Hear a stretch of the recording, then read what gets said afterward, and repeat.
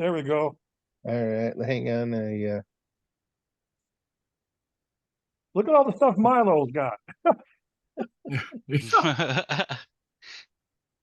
Yeah, on here, let's just do some silly stuff here. Close. Okay, it's still going. Just double checking. Okay, it's still going. Yep. Yeah, come back on. Mm-hmm. Okay, now I'm gonna move you guys out of the way. See the XY coordinates, Oh, yeah. and now this is on the 3D view. Now, if you click here, you can now type in a specific size. Right. Here's a rotation. Or Yeah. actually, I guess that's a rounded off edge. So The there's radius. several different things you can do here. However, what you cannot do is if you go to node editing, you can't right click and get more options. Oh, yeah. There's a hidden menu. And you can move stuff, Mm-hmm. but you can't delete them or change this to a Bezier or an arc. That has to be done back here again. Yeah, there's a hidden menu for that. I found it, but I don't remember where it was. Oh, okay. Uh, And You you know, can here- also memorize the keyboard shortcuts, and I bet they still work. Yeah, that probably Yeah. is true. Like let go me- over a node and hit the D. Okay. Yeah, that will not work either. Click The it. answer I got from Vectric was that this is not currently enabled Ah, Oh, or finished or whatever you want to call it. Is they probably needed some revenue like we were just talking about, and let's get it out there. mhm. And if people complain about it enough and want something else, then they always do an update to beat the pirates. yeah. Yeah. But it's interesting. It has a lot of That little device up there in the upper right corner surprised me as well. Yeah, this thing. Yeah, I've the seen little, that yeah. before in several different programs. yeah. I just don't like the way that the corner ones operate. They don't seem to follow a pattern I would expect. See, I would expect another quarter rotation, not a whole 180 from that last thing that you clicked. Right. Yeah. So I don't know. Maybe I don't know. Yeah, I Maybe. think it's a matter of getting used to the silly thing. And Yeah. the one thing I do not like here so far is on their, this is new, it's a V-carve inlay toolpath. Mhm. And there's quite a bit of discussion going on the Vectric forum. Is the only thing you can use in here is a V-bit. A lot of people are using a tapered ball nose, like a 30-second tapered ball nose on their inlays. They get a little less chip out. Well, there was a specific technique with the V-carve inlays that allowed for very sharp corners that you couldn't get with the ball end mill, even the tapered Right. ones. So they use the clearance bit too for the flat areas. I don't Yeah. see that in this. Yeah, right here. Yeah, okay, there it is. Oh, yeah. Yeah, I've been using engraving bits because a lot of those V bits, they don't come to an absolute point. Yeah. Almost all of them they're ground at the tip, but they just, most of the manufacturers don't advertise it. And so you can't use those in here either. And I Okay. asked Vectric about it. And, by design or by an engineering mathematical thing, you can't get a sharp point. However, a 15 thousandths flat tip engraving bit it's pretty sharp. They can do that, yeah. And so, they accounted for that. Mhm. And the bad part is a lot of people don't realize that their V bit is probably an engraving bit anyway. So they get a little different depth when they touch off. And I'm guessing there's a lot of people complaining about this. So, they got to leave something for the next update. Yeah. I'm getting used to all of this stuff being here Yeah, in one area. Collapsing them down is kind of nice if you're focused on one area. Mhm. yeah, if your screen doesn't display enough, sometimes you gotta collapse it down to get the bottom row to show. Screen resolution is a big deal on here as it turns out, because these Yeah. are a lot heavier Yeah. than 11.5 was. Mhm. Yeah, And it pretty well comes down to the resolution of the screen. I talked to one guy, he's got a very large monitor that he designs on extreme high resolution, and he can't tell the difference from what it was before. I actually like it a little bolder. Even your Yeah. 0 points here are a little easier to see. Mhm. yeah.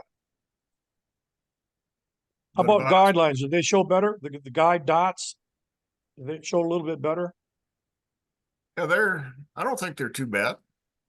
Before Yeah, you they're could never, darker. almost never see them.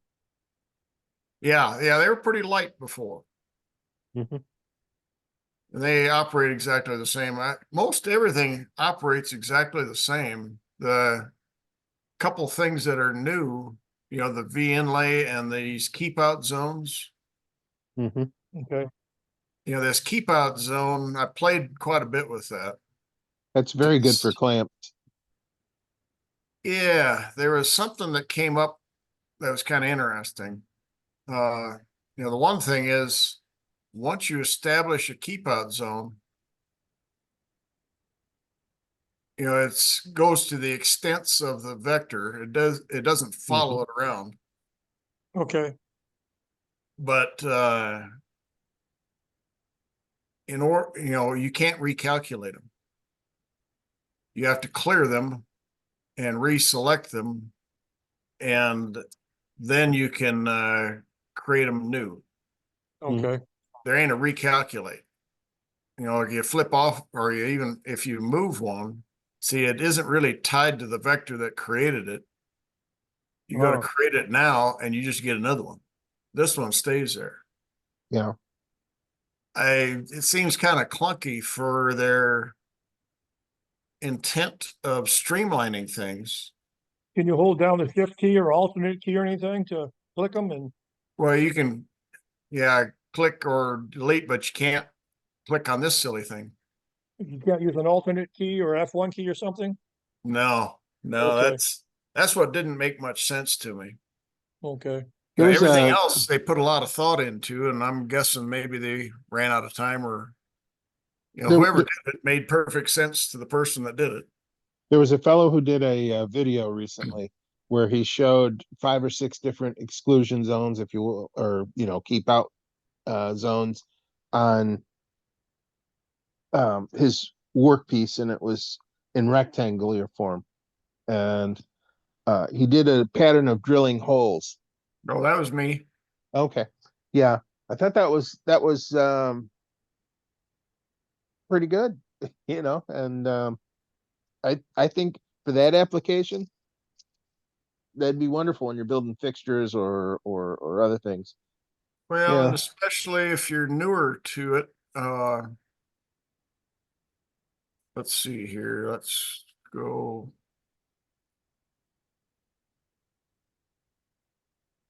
This one here, Yeah. I thought was kind of interesting. I made it just silly. It Mhm. went all over the place. Traveling Oops. salesman, basically. And going around here, the sticks showed the keep out zones pretty graphically.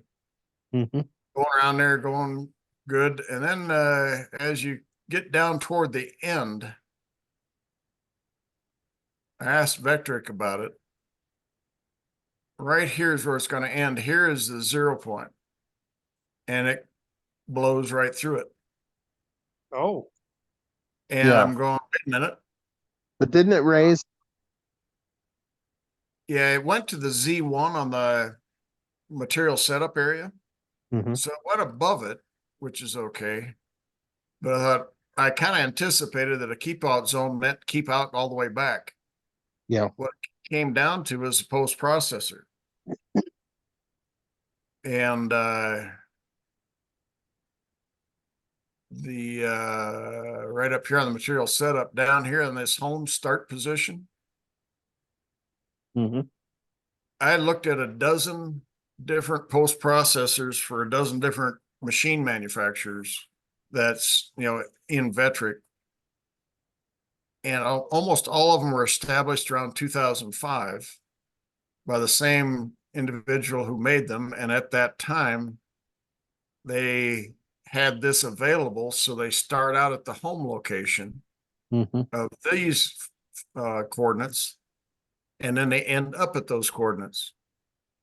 And I'm going, okay, but now that you did the keep out zone, you're ignoring them getting to here and back from here.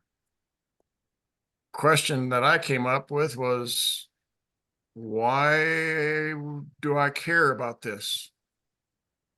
If I start at the 0 point and the last one I'm done with, just raise it up. Don't try to transit back, because the one thing on my machine anyway, and I'm sure there's a few others, but this one,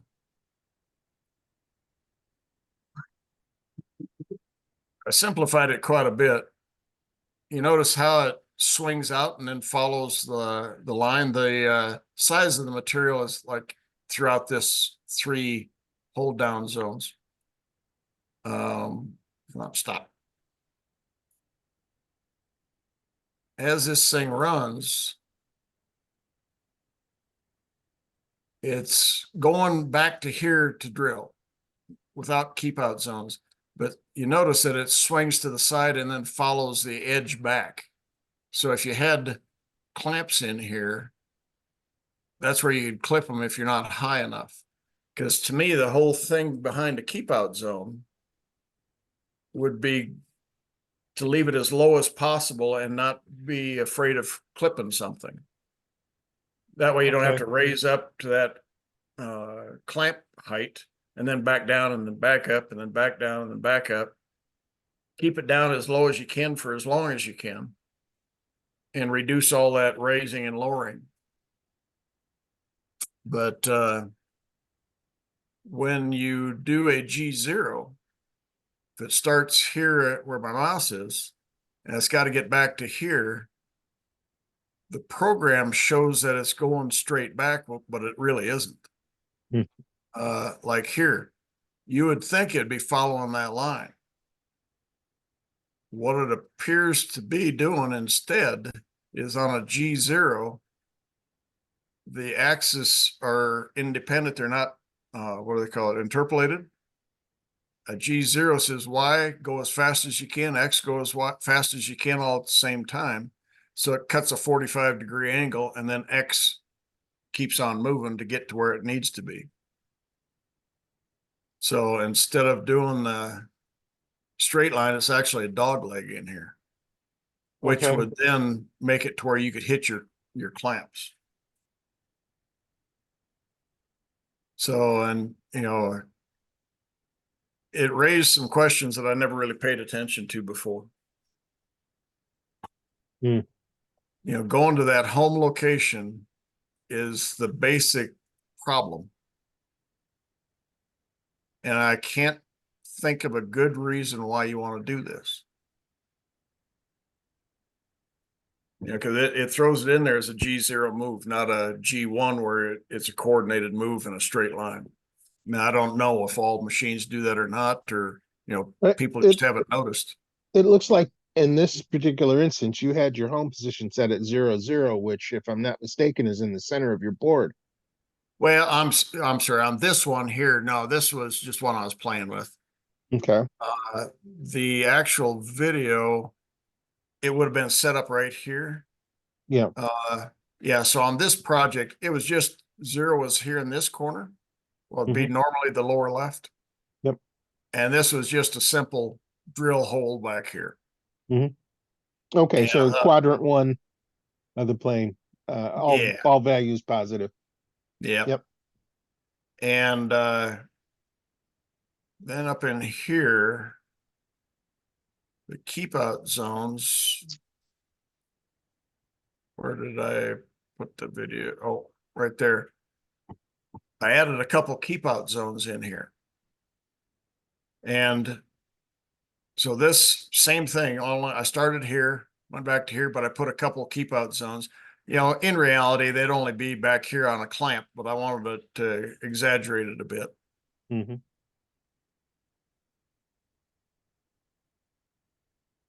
I'm redoing the post processor. It starts out here.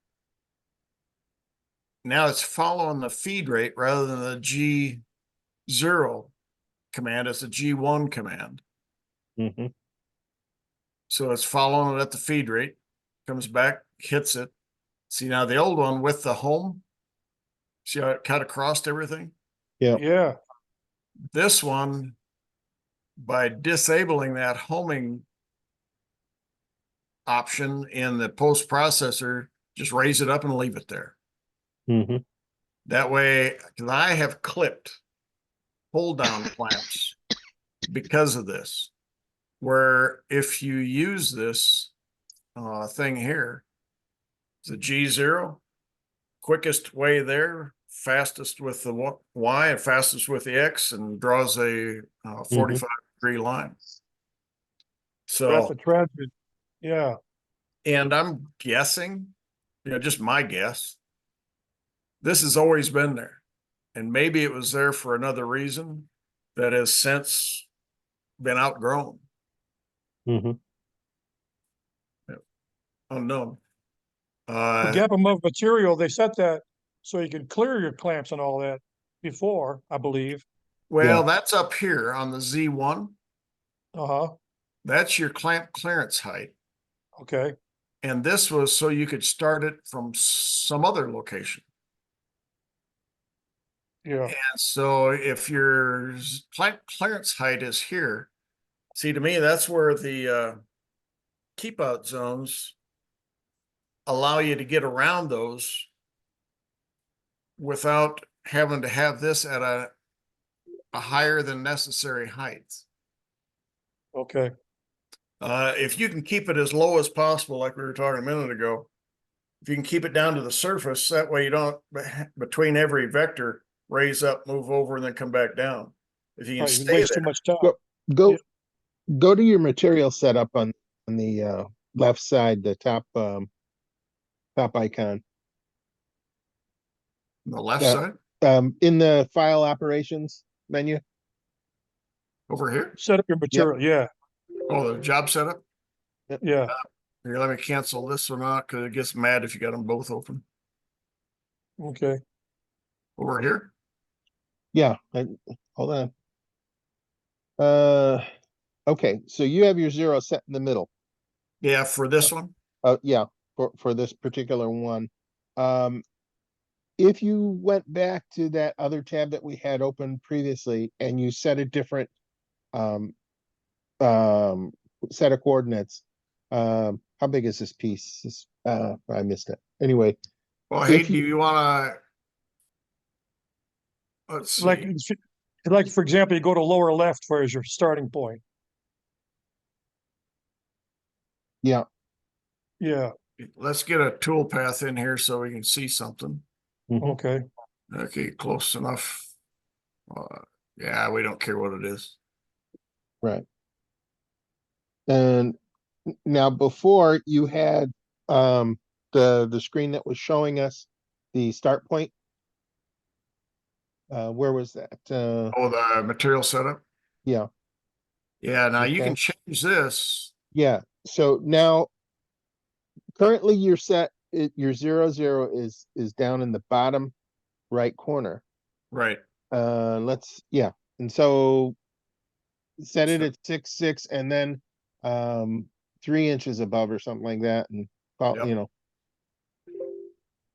now, Yeah, and it moves it over here, mhm. but your 0 point is still here. So if you simulated the tool path and we watched it at a speed slow enough to follow. Yeah, I noticed on here, even if you got it slow as it'll go and the animation on, Mhm. it's pretty quick. Yeah, It Yeah, doesn't so show. we never saw Yeah, you it. never. Don't they still have the one where it will show, there's a box you check for showing the tool path? right Uh, there. These new icons are killing me. yeah. Right. Yeah.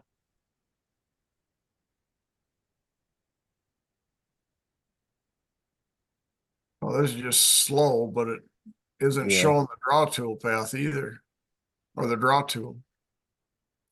Okay. Yeah, see, Yeah. previously we were able to see where it was going, Yeah. Yep. the tool path. Now apparently we're not. So Simulate the tool moving. yeah, so even though the Hey, I home think we locked it up. even though the home position is in Oh, the bottom left corner. simulate tool path is still. Hey, Still neat. running. Outstanding. I finally locked it up. Yeah, you had to Just be trying to screaming run to do it. slow. Well, we That- were doing, I was doing a lot of clicking. I was pretty click happy with it. Yeah. It So ain't even gonna let me shut it off. Still making the tool path. yeah, Probably. and it 1 probably inch, won't 1 let inch it per go hour. until the tool path is done. We can make it get mad. No, why don't you just leave it go? We can continue to talk and Well, see yeah, because if it ever finishes. here is an interesting thing. There's your rotary type of tool paths. I know uh, Randall Newcomb was talking about indexing, Mhm. and I wasn't sure if he was going to be on tonight, so I pre-popped these up. He was trying to get it to where you can do a two-sided or a job twice, basically putting all the code together into a single file. Gotcha. And this is how I did it. This has been now 2.5 years ago or 2 years ago. Is just stack them on top of each other. The video on this silly thing, because a lot of people are wanting to get indexing, Mhm. and there's a way you can do it, so long as you don't follow the rules.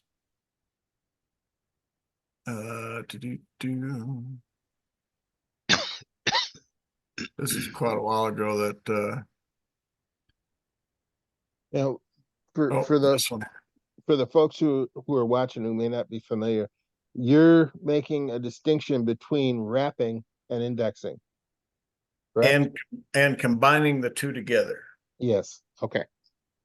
For instance, this is what it turned out with, was an asymmetric turning here Mhm. and then surfacing off the 4 faces and then coming back and putting a number on each face.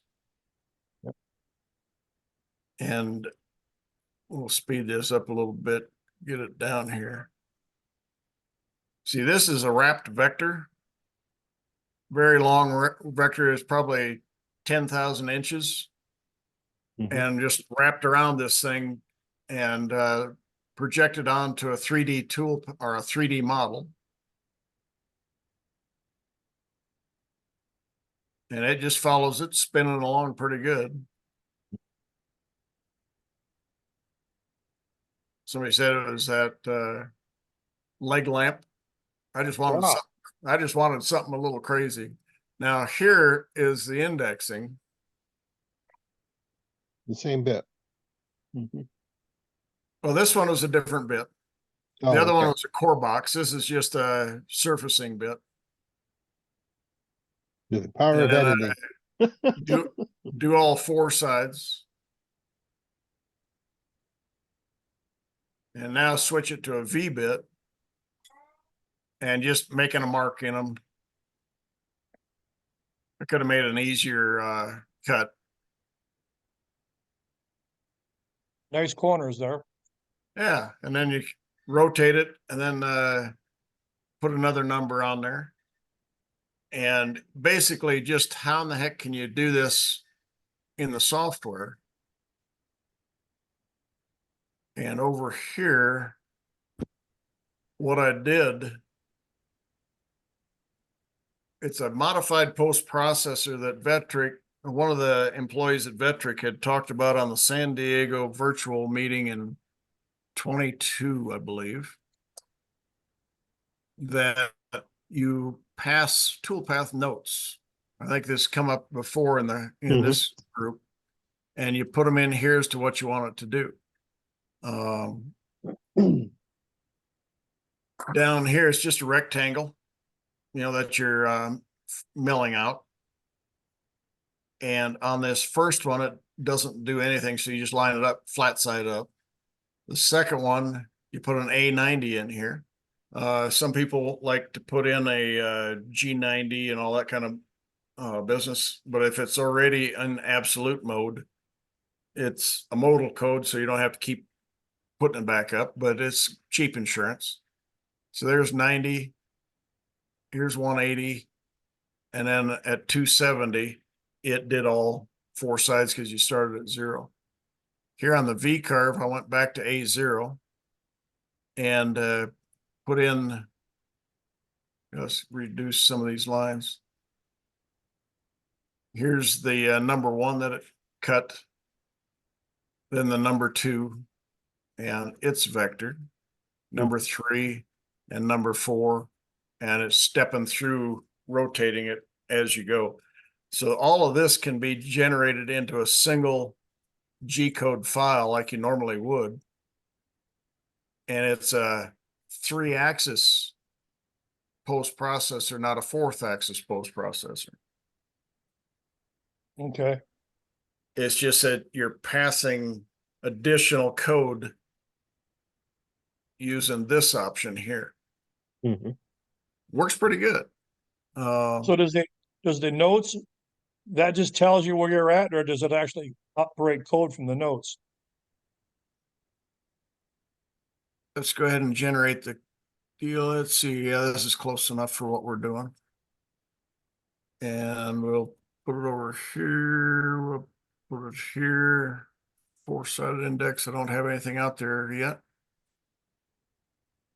Now let's go back here and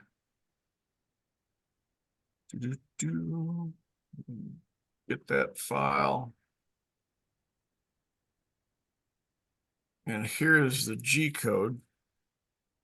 You can see there X, Y, and Z. So it's not a rotary file, it's a 3-axis. Oh, But you okay. see right here, this is what enables that. The toolpath notes in the post processor, there is a variable that you put in there to pull it. You can do it, I think, out of 3 places: the file notes, the tool database notes, and the tool path notes. Any one of those 3 can pass these this information. See right here is the A90. And then in my post processor, I added this so I knew where the heck it was coming from. Oh, And so this is just a comment on my controller. Mach 3 has parentheses. okay. This one has 2 slash marks for comments. But here's Okay. 180. It flips at 180 and then does the next flattening. And yeah, there's 2 tool paths to flatten that. So it's pulling code from the notes, right? Is that correct? Yep, and then passing them into here so you don't have to manually edit G Okay, code. okay, Scares the daylights out of a lot of people. You know, Mhm. they don't like to get in here and perform the little bit of brain surgery type of thing. So for instance, on this one, you you're at A270, um, and toolpath flatten number 4. I'm talking about. Yep. You're at eight. You're at um, just prior to that. You're at X4 1/4, Y0, and your Yep. Z height is at 1/4 inch. Then you're passing it uh, toolpath 4 flatten, which is just your comment, but then you're getting the speed at 16.5 and an M3. Okay. And Yep. then it reads the A270 from the notes, and then it tells us, it puts a comment as well that this is a Yeah. toolpath note. What Okay. Yep. this here, if you put it here on, gee whiz, stop that.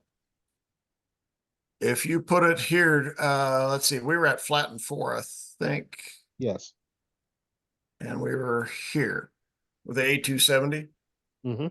It happens at the beginning of this toolpath. Gotcha. All these notes happen at the start of each one of these toolpaths if you add it in there. So it's the first thing that happens, you know, which, okay, there's the rule set. And so when you come back over here, it throws it in. Here's the flatten 4. First thing it does is it flips it 270 absolute rather than relative. Yeah, you could put a whole bunch more G code in here, like a G91, change it to relative, do a 90 and A90, and then switch it back again to a G90 so it goes back to relative. It gets Yeah. confusing if you don't have your head with enough caffeine in the morning. Okay.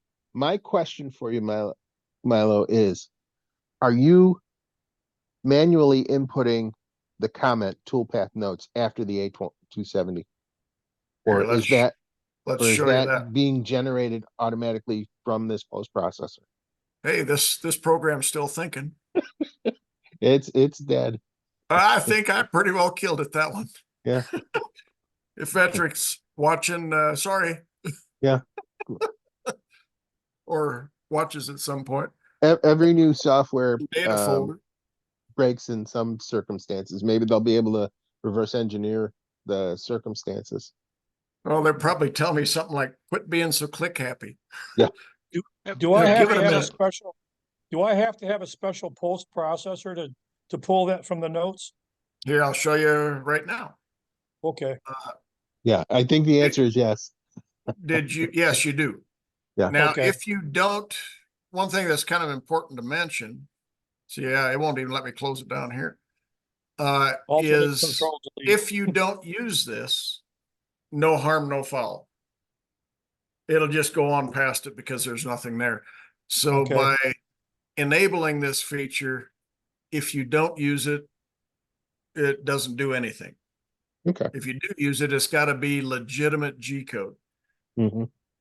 Now, the way you get to that, if you've never done it, you go to File, Open Application Data Folder, and it was the same in 11 and 10 and 9. Okay. And here on My Post P is where these post processors are. Mm-hmm. We'll pop up the one that we just used. Let me drag it over here. And let's zoom in a little bit. See, this was originally written, the core of this thing was written in 2005 when we were talking about that going to the home locations. Mm-hmm. And this is pretty common right off the header that they try to document what was done so you can figure out why the person did it. Mm-hmm. But down here, right here on this toolpath notes, as Bill mentioned, it was right after the speed on the spindle. Mm-hmm. And here is the variable. There's 2 brackets, open bracket and a closed bracket with the toolpath notes. That is where it goes to read that information. And then I added the 2 slashes in the toolpath notes for a comment. Gotcha. In Mach, you'd put a opening parentheses and a close parentheses. In this Delta controller, they would consider it legal to put another 2 slashes in here, and I could enter a secondary note. Yeah.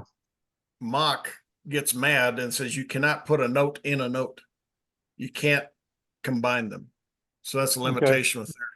But I put one here, and then down here when you change tools there's tool path, and right here again. So when you have a new segment or a new tool path, then it gives you opportunity to do it again. So the one is the first tool path, and then this one is for all the subsequent tool paths.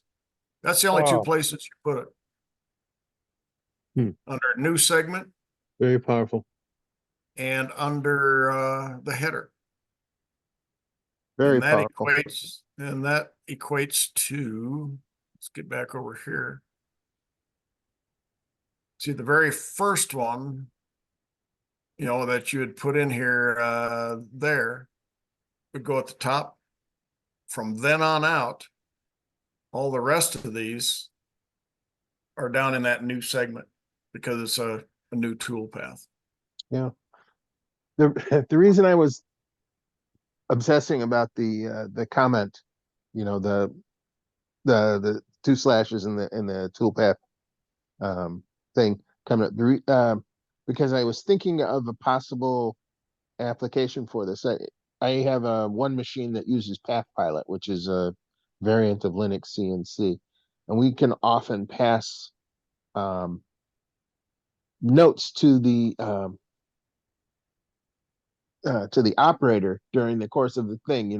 Remember to turn the vise around for this step before, and we throw in an M3 to get it to pause before this happens, or whatever, or M2 or M3.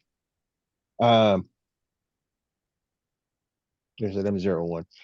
Oh Lord, I've forgotten. Anyway, we do an optional stop basically, and then it pops up the note to us. This is even cooler because it's actually becoming part of the actual G code where it's, actually being operated on. But yeah, let's play with this one on that brilliant. flat 4. Yeah. You can add multiple lines in here. And now you got to hit apply. And now let's regenerate that same G code again. And let's see. Let's do just that one. And we'll go save toolpath. And flatten 4, save.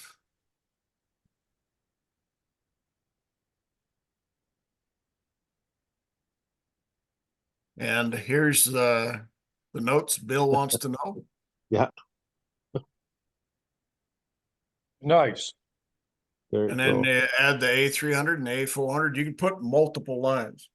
Mhm. This also makes it to where if you chose to do the G91 and do a relative movement from that location, so I only want to go 90 degrees instead of the absolute to, like, say 180.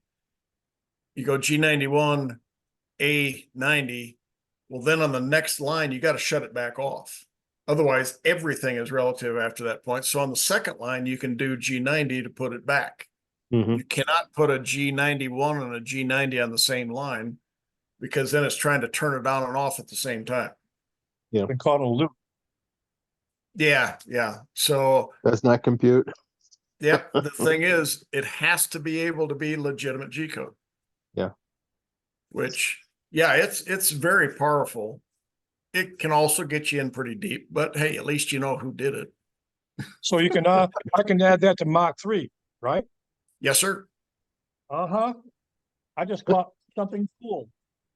Yeah, this Back to my guru days. yep, this thing here in the header, wherever you want it to happen, Okay. and down here in new segment. I've put it in Mach 3 and in the Delta. I think there's a few other people that are using it in other controllers. Yeah. It seems to work and play well with several different systems.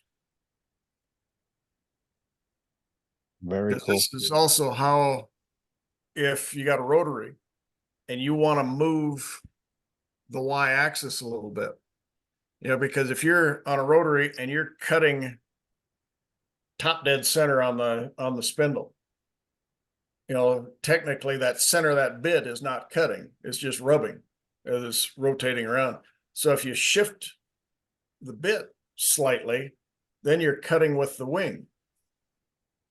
Well, all you have to do is put in the notes Y 0.125. And then on mine, see, my rotary goes down the x-axis, so all the A's all the Y's are converted into A. Mhm. And they said, well, you can't pass a Y out to the G code because it'll convert it, except in the notes. So let's say I came in here and let's pretend this was a rotary job actually. And if I put here in the notes,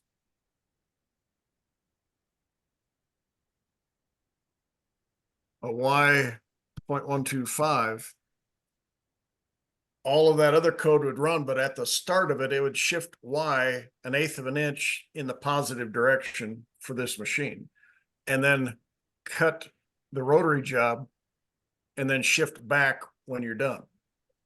So you can do a lot of control of it if you just play around. It opens up a lot of possibilities that quote unquote can't be done easily. I mean, you could go in there and manually add this stuff, but it scares the daylights out of people. This is a lot friendlier. You could do offset turning with that, basically, Yes, sir. which is what you were demonstrating. Well, and yeah, because Yeah. I've done that several times, is to where I cut down the side of a stick. Do you Yeah. recall that one, that Mhm. twisted square? Yep. You can do a cleanup path. Well, you can even do more.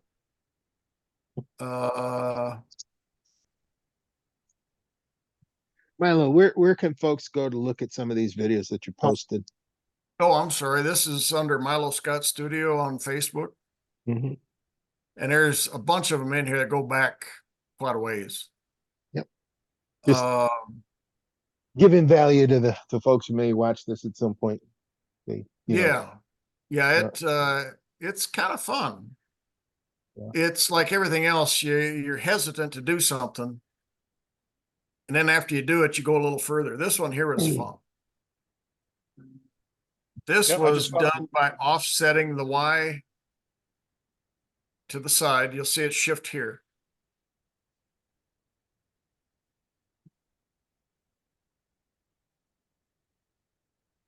And here it's just taking off the corners because I gotta, shape the piece prior to. right, get your access. Yep. So it's indexing around, just cutting a straight line, only shifted to the side.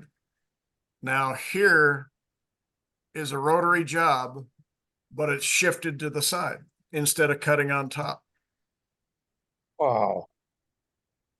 Mhm. And none of the G code, quote unquote, was manually adjusted. It was done through the notes section.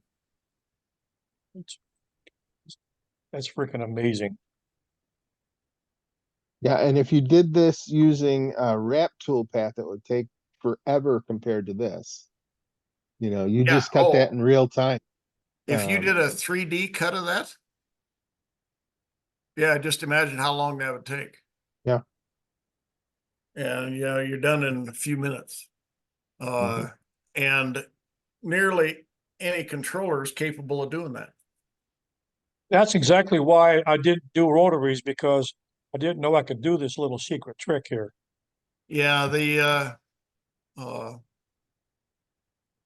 rotary on the wrapped rotary, this one was 4 years ago. This is, I was just playing around to see if I could.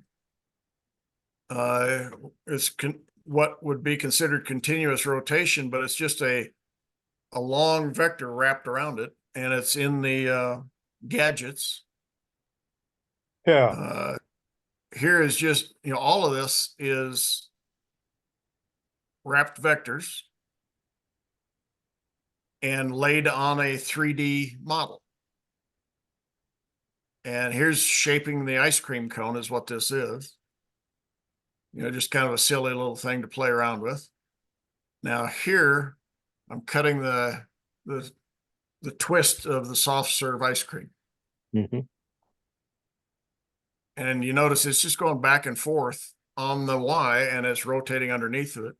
Here is the waffle cone. You're only going on the Y axis, going straight forward, but you're following a angled vector. geez. And so now you can't have just a solid type. You got to have a crosshatch. Mhm. Jeez. And so this has been capable for a long time. They didn't have any video or tutorials on it. They've added a couple. And here you got Plunge round over. just bend it or cutting the top and the bottom of the cone. And I wasn't quite brave enough to come down here to a 0 distance. And so I put it on the lathe, cut this off, and then shaped it manually up here, and then cut the bottom off. And yeah, works pretty darn good. It's like you got a chocolate vanilla Nice. twist there. Yeah, wasn't that weird how that turned out? Yeah, you just inspired me because before it was in doing the rotary, it was so tedious and all that. It seemed like it took forever. I completely lost interest Yep. because because I knew there was a better way, but I just couldn't figure it out. And I didn't know anybody that knew it. Did you do you know about that wrapped vector? Well, kind of. I stopped experimenting with it a couple of years ago, so I don't recall everything, but I remember it was wrapped and all that. And but I Here, got tired of it because it just seemed to be tedious. we'll do something real simple here. Mhm. Shut down some of this silly stuff. And this one still don't want to close. Alternate control delete. There we go. There we go. There you go. That's Look one at all way to that stuff. let's see. Look at all that. Yeah. Oh, this is only a fraction. Yeah, you should see You mine. know, it's like closets. The bigger the closet, the more crap you got in it. You're right. Yeah, a few years ago, I organized all of the icons into 5 folders, and then it began to proliferate again. So it's all covered now. Yeah, it just Yeah. never quits. Yep. Here's the way my system sets up: rotary job, size and diameter. Now, if you use a square component,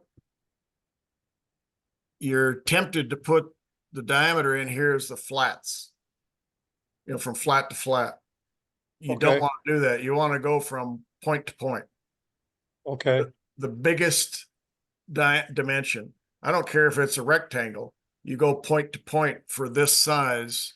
Otherwise, when it swings around, it'll hit the bit Okay. because it doesn't account for it.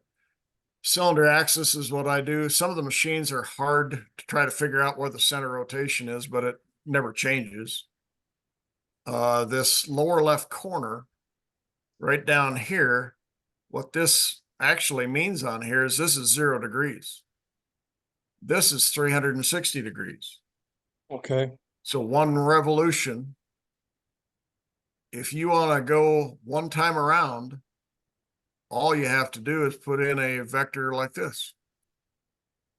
And if you put a profile toolpath, well, barley twist is fine. And let's go about maybe 3/8 of an inch. And we'll calculate that and we'll preview it. Wow. And there is your barley twist.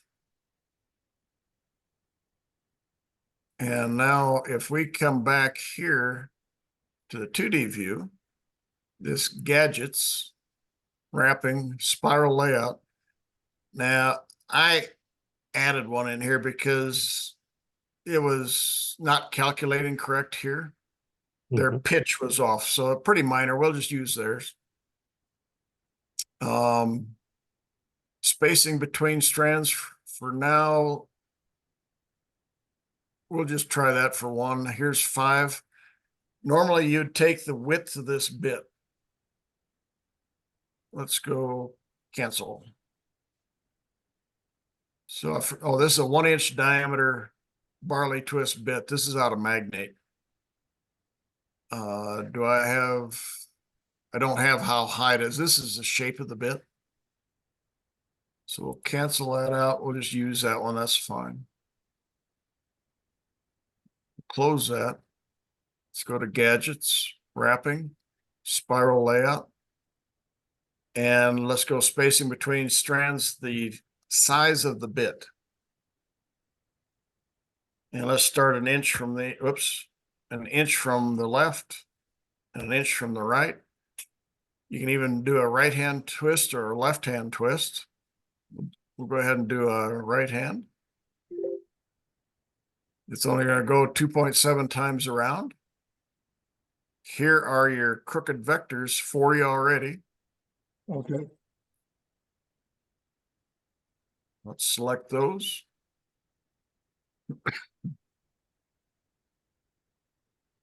Now, if you unwrap it here, this is as if your cylinder was stomped flat.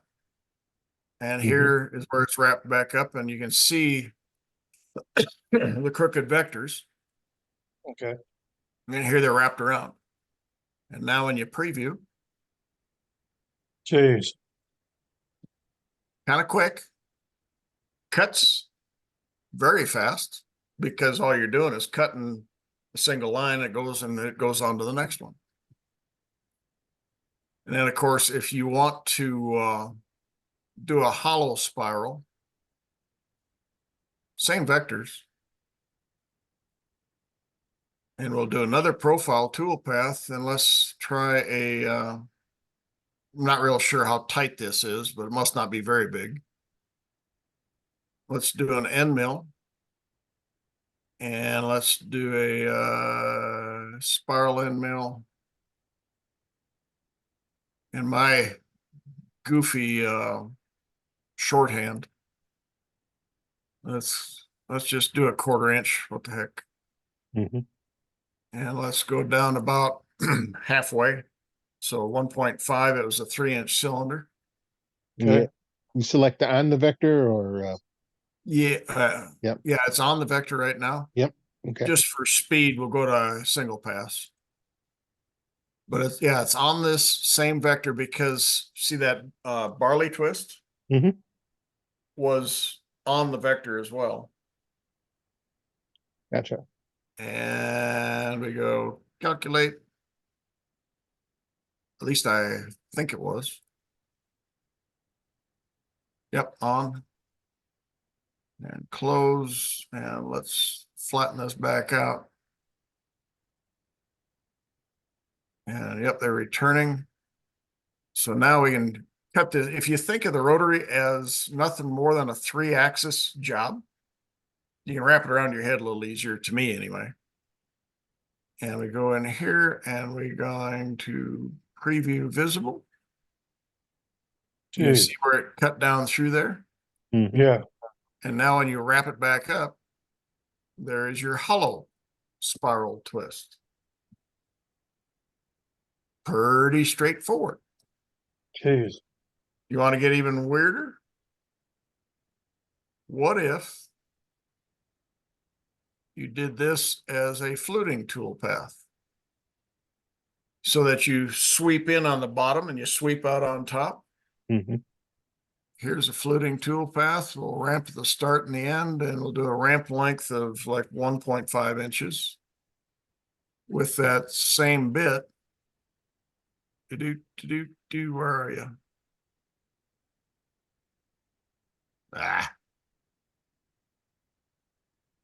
And mill. Plunge spiral, let's just use a 1/4 inch bit. It doesn't matter if it's the same one or not. Select. We're gonna go a flute depth of 1.5. We'll do a smooth one. Calculate it. Reset it. Let's stomp it flat. Do the first, and we'll just do those two.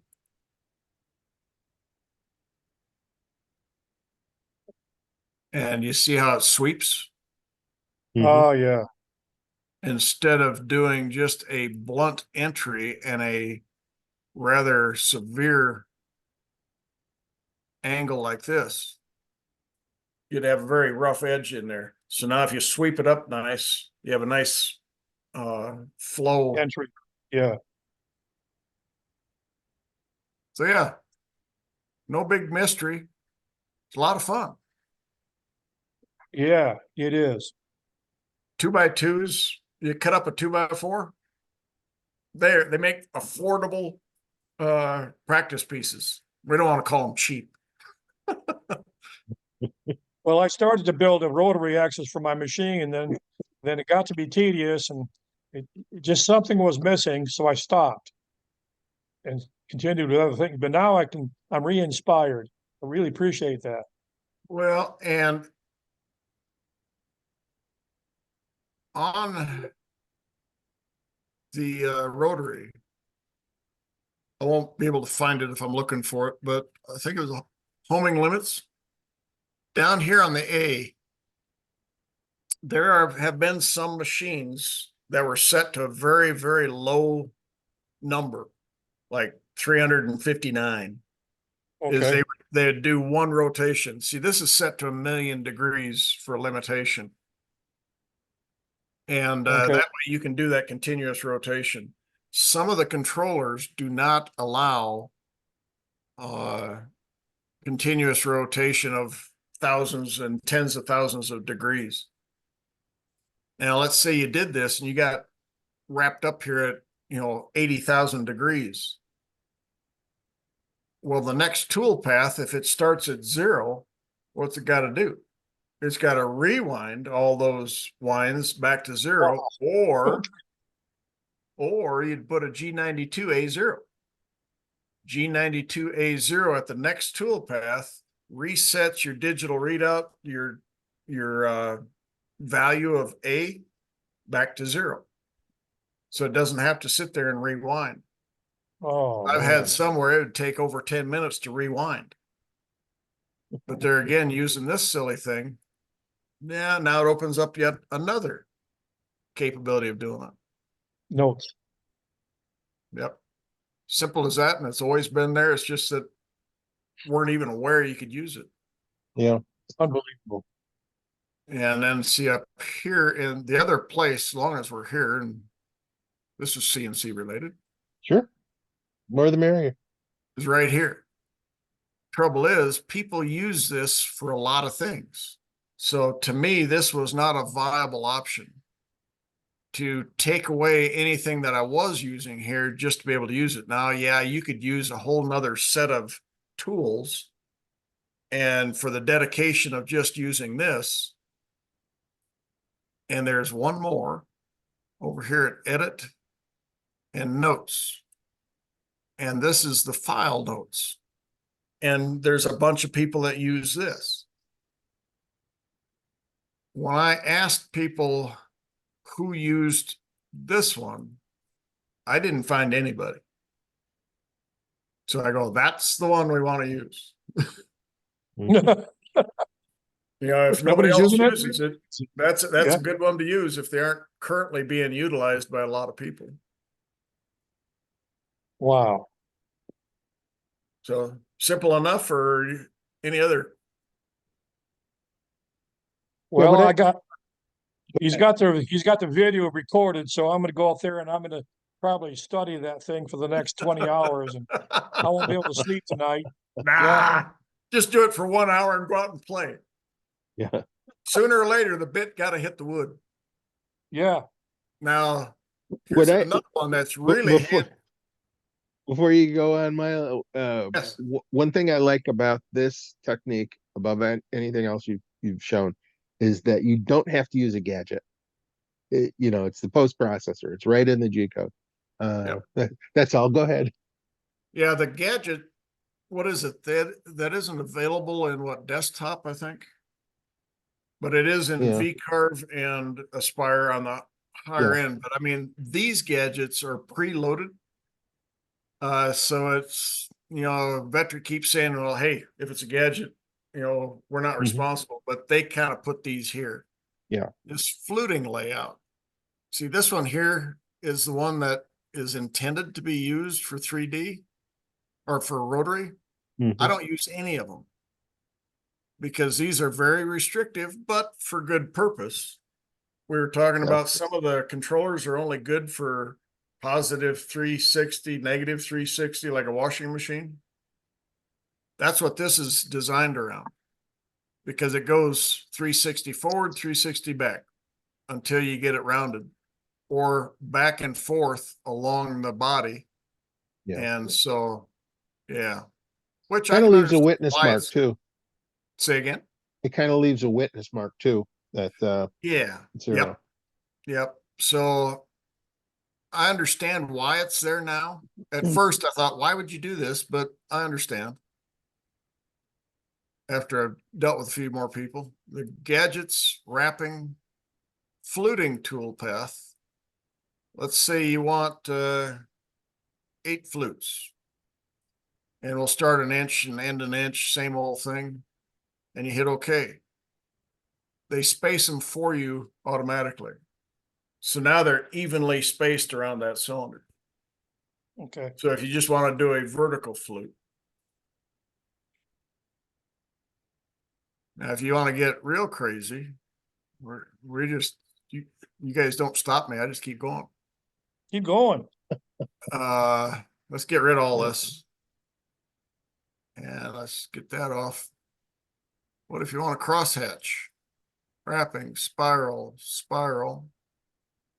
And we'll do the spacing between strands is 1 inch, 5.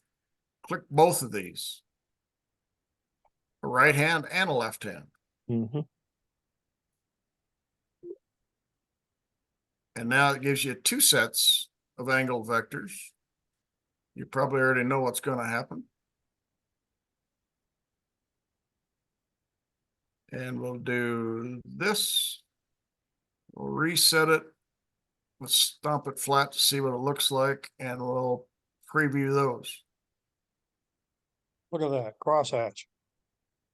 Yep. After you look at it, it's kind of makes sense. How are you dealing with the ends? To get them cleaned up afterwards. Nice and clean. Yeah. You're just doing a regular No, cutout tool path? I'll show you where it's built in. Let's go ahead and start over again. Gadgets, wrapping, spiral, Yeah, spiral layout. I saw the cove. Yep. Wasn't sure that Right. was it. Yep. Right here. Yeah. Yeah. And now we'll come down here. Okay. Okay. It throws a vertical line like we did before. Okay. We'll just use that same bit to make it pretty. And there it is. We'll come down here to go calculate. We'll reset it. We can leave it like this, but it stomps flat anyway. And see, now you've got a better finish up here by using the same bit. That I can convert that to reed top or whatever. Yep.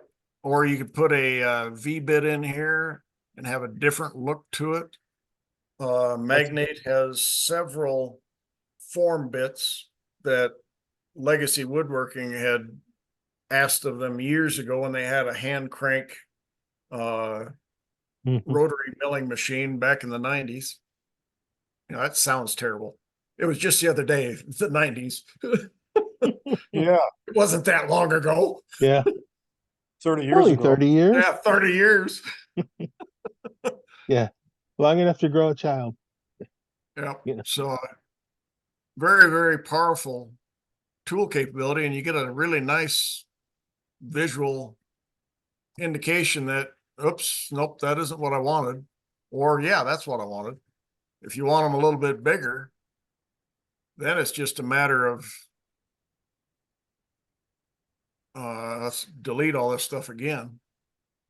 Gadgets, wrapping, spiral. Let's do only, well, let's do 3. See what happens. And I'll select all these guys, and this one here is what, whoops.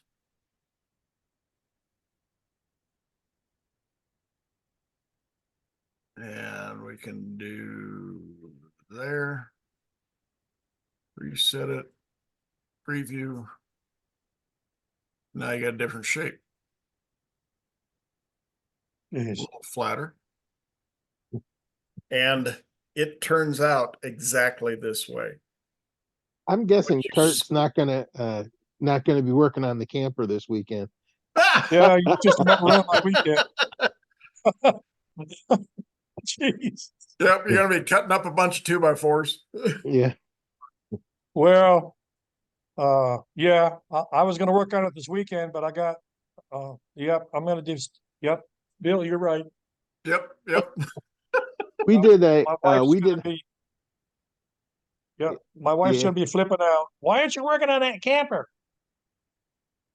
Mm. Well, I needed some spindles for the cabinets, dear. Uh, Yeah, Yeah, it's there you go. um, anyway, we did a fourth axis project at Morrisville College. You got 2 decimals. Yeah. Uh, um, and that was their senior project. They built up a fourth axis pretty inexpensively. I have pictures somewhere and the plans as well because they had to drop plans. But I took an old Wen desktop lathe, took the mhm, spindle off and the tail stock off, and I started to put a belt drive into the spindle and use an old motor from Hobby CNC to drive the mhm, spindle. And then I got into that. Then I started, well, I'm going to need some code. So I started working at the code and I go, hey, this is awful tedious. I don't think I want to do this right now. And so then I went start building on the camper. But now I see this a better way to do that. Uh-huh. I'm inspired. yeah, if you can get a shaped bit and you can get what you want by cutting it with a straight vector, the cut time is fast as opposed to the old inkjet printer going back and forth, cutting that Right. thing as you go around. I mean, it mhm. makes it to where you can't make any money doing it. Right. You know, Well, a whereas lot of people I use was talking to, they all said the same thing. They said the time involved is too expensive and blah, blah, blah, blah, everything else. And I said, there's got to be a better way. And nobody really knew the answer. And I Mhm. didn't have the time to. yeah, Well, just well, imagine applying this to pool cues. yeah, What? side cutting on a pool cue is really good. Yeah. You take and shift to the side. Mhm, If you do what the pool cue guys do with a variable speed lathe, to where you have it spinning, and now you can do a 3-axis cut into it. And let's say right here is because while it's spinning, if you did a vector, let's say your part was this big, mhm. and shoot, I was pretty close. So that's your blank. Mhm. And let's say we want to take and start out here. We're going to come into about here and then taper it back to here. Well- If you do a lead in like this, I still see what you the, want to do, otherwise you'll get like a ripple right here, is that if you change on some controllers, if you change direction hard, it takes a while for it to stabilize. If you do a pretty good, let's go like a 2-inch fillet here.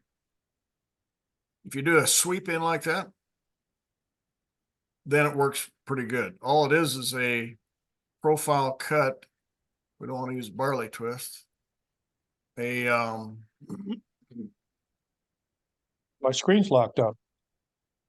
Oops, you're not seeing me? No, We're seeing you real good. Yeah, you're fine. It's I'm seeing this spindle you just did a minute ago. Oh, there we go. Oh, it caught up. Yeah, End mill. Let's do an end mill. Let's do a spiral end mill, and let's do a long one. Here's a 2-inch depth of cut. And we'll select that guy. I'm okay. always on the wrong side of this silly thing. You got to go on the side of the vector instead of on the vector. Yeah, Of course, you got to select the darn thing. there we go. And now you wouldn't want to cut this way. Well, yeah, you're doing norm. You can play around with it. As long as you're spinning clockwise, you're going to be tearing up this wood pretty good. If you do a climb cut into it when you're going uphill like this, that is usually a little better. Okay. Some guys will cut them both ways, but because, oops, come on. Start at. yeah, that's a lot back of here. material at the start of the cut. Yeah, I mean, Yeah. you would actually do 2 or 3 vectors to sneak up on this. See, now that I switched location, it switched to the other side. And so let's take and we got to switch that back. Climb then. And that, well, you son of a gun. Do it Live this way. demos are always challenging. Oh, yeah. Well, we're still here to have fun. There. And then that would give you a tapered body for like the bottom end of your pool cue. And Okay. a lot of pool cue guys, from what I understand, is they will cut them big, let them sit for a month and let it settle down, and then skim it again, let it set, and skim it again and let it set as it stabilizes. Then after several of those, they get a nice straight stick. Mm-hmm. But yeah, and that is, again, that would be a 3-axis cut. Yep, and you can still do stuff like the knurling and barley twists and all that other kind of stuff. Absolutely. You know, Now and now it's trivial. this is what caught my eye on this, is that you can tell we're in a 4th axis job setup. But I just said we're going to do this as a 3-axis job. All you do is you save it out as a 3-axis post processor. It doesn't matter that we're in a 4th axis job setup here. You can mix the two. You just have to know that, okay, I turned on my lathe, I got it spinning. So I want X, Y, and Z to work because A doesn't matter. Well, now you save this off as a 3-axis job, not a 4th axis job, and it will sit here and follow that line while it's spinning. Now you go back, and of course, in this case, it wouldn't work because, you know, your lathe isn't able to do cross hatching because it's just sitting there spinning. Right. On my system, I've got a special code that allows it to just spin. Then I can cut that portion, then come back and do the knurling portion. Damn. You know, so there's limitations. I mean, I think on Mach 3, somebody came up with the idea of, well, Billy, I think you mentioned at one time, an independent controller. Yeah. To sit there and spin your rotary. And when you get done, shut that off and now do it computer controlled for the crosshatch. Yeah. If it won't let you, you just got to be more creative. I think if you were to use like a not a clear like a clear path or one of those uh, other stepper motors, the closed loop stepper motors, you could set it up to do both. Yeah, that's what mine will do. Yeah. And it's pretty handy. I mean, you can switch back and forth without major alteration. Yeah. Does that mean, people are very creative? When there's a need, there's a want, and then you got to create. Yep. Yep. And the need on some of this, or actually it's a want, I suppose, too, for higher end houses with barley twist spindles, noodle posts, just all kinds of different things. Yep. That I've been involved with, both newel posts and spindles here in the last few months. Yeah, we I did could put a, some barley post in my camper. Yeah. and that would be a great reason to work on the fourth axis. Yeah. Yeah, yeah. Just be happy that you get it round to begin with. Once you get it around, you go anywhere from there. Yeah. Yep. Well, I think we still got a few minutes. We're on a roll. If you had a square stick, and we said that you can't, or you have to put down the point to point. We'll go back here to 1.5 inches. Oh, one thing is, if you try to change this now, it distorts the daylights out of this, whatever vector you have in here. It's something that I don't think is right, but they haven't fixed it yet. See, this is 1.5 inches square. Rotate at 90, and it's 2.1213 point to point. So that is the size you would want your job setup to be. Okay. Now here, I'm going to do a copy of this just because I know what's going to happen. If I go in here and I now change this to 2.1213, because we figured out that that's what it really should have been. Yeah, it squished up.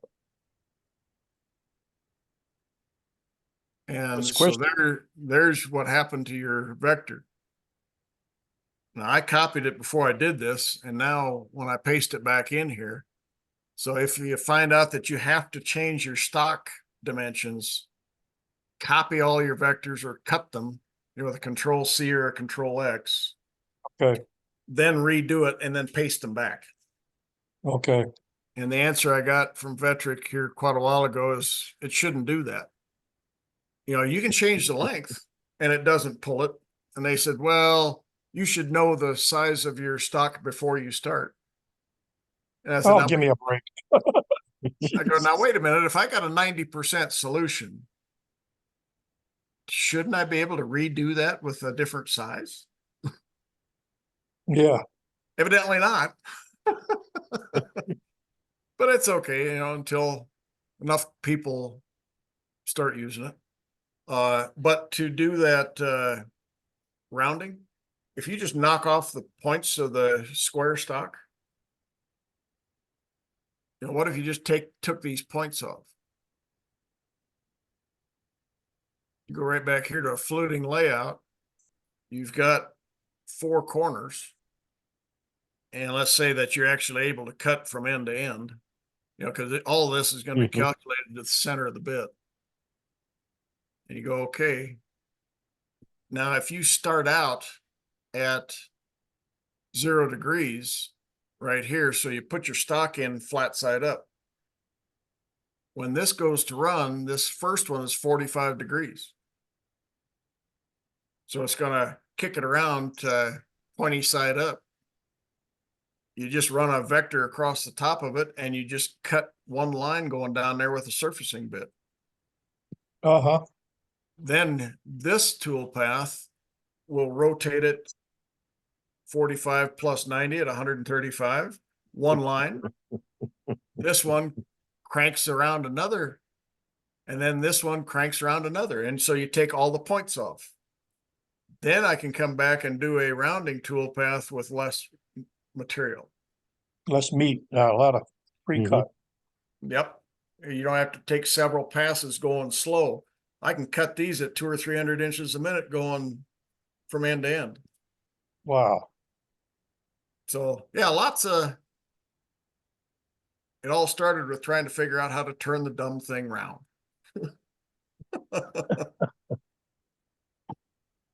Oh, fantastic. Yeah, and this is a feature that most people don't pay any attention to in Aspire or VCarve Pro, because they don't understand the fourth axis. They don't if they have one, or they don't have one on their system. Yeah, and there for the longest time, they didn't really have a good tutorials that explained some of the stuff. I mean, some of it was very good, and they put up a few new ones too. But this one here was what most people assumed you had to do. Like I say, I looked at it once and I said, oh no. Right. Right. That's what yeah, same thing. To me, it was, yeah. Yeah. Yeah. But they had to, I believe, design it to the lowest common denominator in this context. I am amazed at how different the rotaries are. Some of them are restricted to 359 degrees. And they go back and forth just like this is where it probably came from. Some can do unlimited rotation. Some of them can do, I ran into one the other day that was really strange. You got to recalculate how it works. They basically threw something on there and they use X, Y, and Z, but they change how the motor is connected. And it's a Y figure, but it wraps. It didn't do an A rotational axis.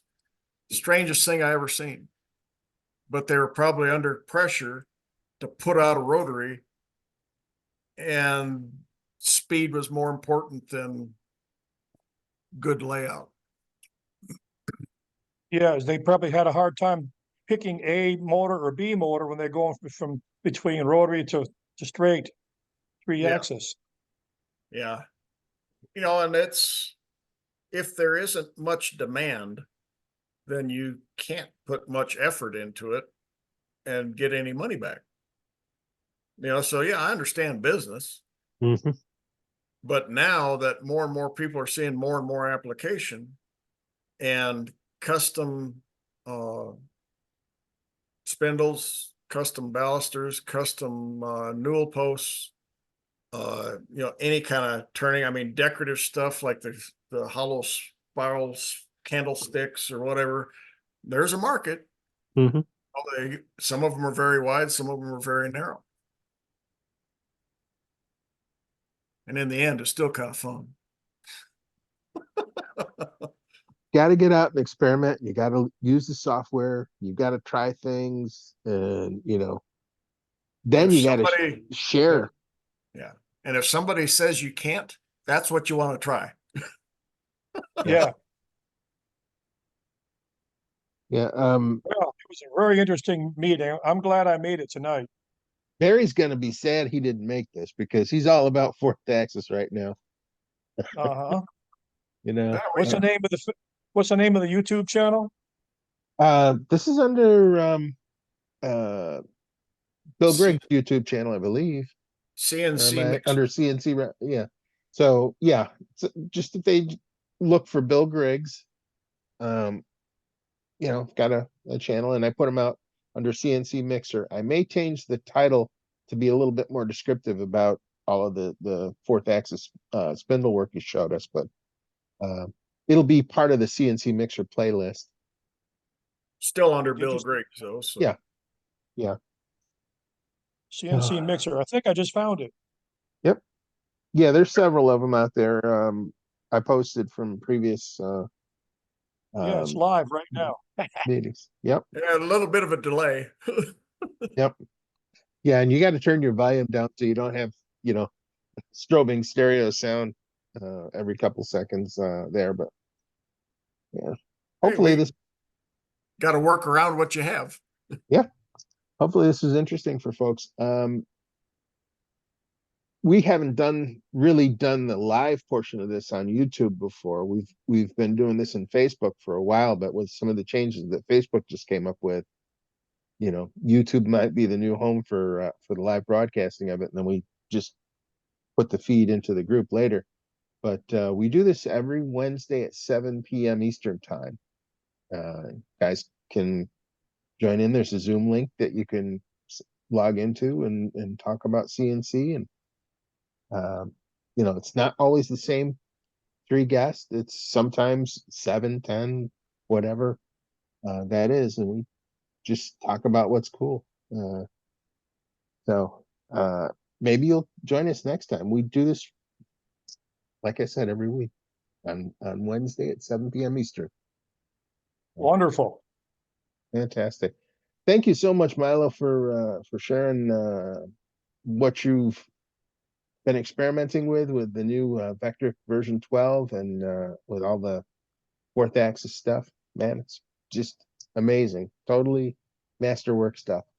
Well, the good part is, to me, the version 12 isn't much different than the 11 as far as sequence of events. Mhm. It's just where the heck did they put that icon this time? Right. Yeah. And Sooner or later, I'll get there.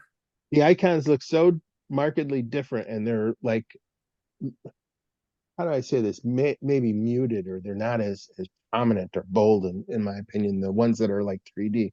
So I'll get used to them. Yeah. But Yeah, look more like Apple applications now. yeah, yep. So it's one of those things, you either love or hate it. And Well, I don't hate it. I'd seen one comment where it looked like the intent was to move away from Windows sub programs Yeah. Right. to where they weren't affected when Windows decides to change something. Yeah. Adversely affecting their software because they tied into a component of it. Mhm. So Right. okay, that's why it took so long and a lot of effort, I'm certain. Yeah. Yeah. Well, it's like everything. The folks who own the platform or the operating system can effectively put a company out of business by just making a simple change, not thinking about the Just like consequences down. Facebook. Yeah. Yeah. Windows Vista. Windows Mhm. Vista hurt the sign industry big time because the dongle software was designed for the old APIs and all that. And then Windows Vista come out and they came back and they started focusing on adhering to the specifications rather than just randomly patching crap. So they shut down a lot of these sign software packages that were protected by dongles for weeks until people could update. And then Mhm. it cost them a fortune because they had to update their hardware. It made a lot of people mad, but whatever. Yeah. Well, the spring of 2018, not that it stands out in my mind, Not at all. they goofed up every machine that had Mach 3. Yeah. Windows Yeah. came up with a quarterly update and just killed them all with the push of a button. Mhm. And now, yet to this day, you have to change the constant velocity settings to get good milling out of Mach 3. Yeah. And I thought, what? But now they were a victim of some other software driving it. Yeah. That's how. Well, here we are on YouTube because Zoom, StreamYard, um, uh, Ecamm, Restream, all of those suddenly don't work, not to mention Hootsuite and other things. So now they no longer work inside of Facebook groups. And I imagine those companies are concerned. So yeah, Well, yeah. Well, Hootsuite hurt a few feelings a while ago too. yeah, They went, yeah, you know what I mean. yeah. Anyway, there's enough of that. That's not CNC related. Let's close it down, Yeah, guys. I yeah. appreciate your time. Thank you for joining us, and leave a comment, like or subscribe if this has been helpful at all. If it hasn't been helpful, then you're just not paying attention to fourth axis. That's all I'm going to say. All right, see you guys. Have a great evening. Bye-bye. Bye.